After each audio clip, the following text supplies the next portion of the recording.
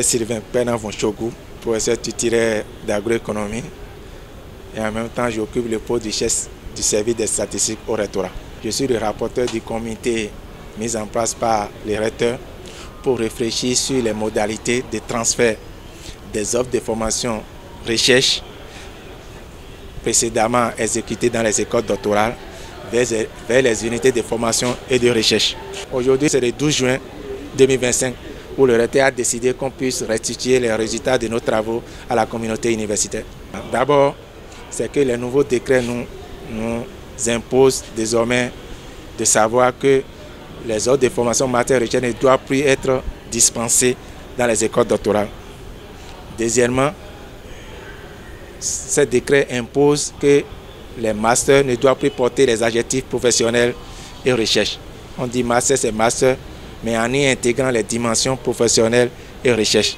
Le date essentiel, c'est que nous avons décidé que les UFR, les unités de formation et de recherche, recrutent toujours en première année de master professionnel pour le compte de l'année académique 2025-2026 et que ces structures ne peuvent mettre en œuvre les nouvelles dispositions qu'à partir de l'année académique 2026-2027.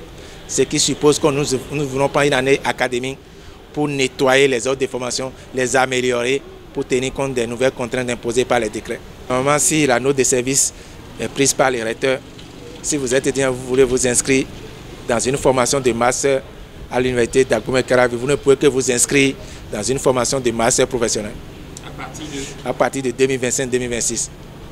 Mais c'est seulement à partir de 2026-2027 que vous allez vous inscrire dans un master qui ne porte plus les adjectifs professionnels et recherche.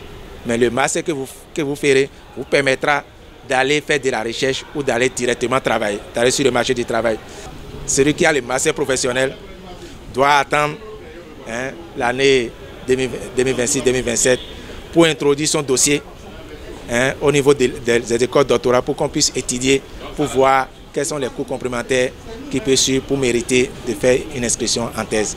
Aujourd'hui, on transfère les masters tenant au département. Mais quel sera le rapport entre le département, les laboratoires et les écoles doctorales? Donc je vous laisse le temps de réfléchir. Si vous avez des propositions concrètes, écrivez à la commission, nous allons prendre en compte. Pensons à la vie de notre université. Nous allons appliquer le décret, ce n'est pas à modifier, mais pensons à la vie de notre maison commune que nous allons servir pour un temps et passé. Merci, merci, merci chers collègues pour votre présence effective.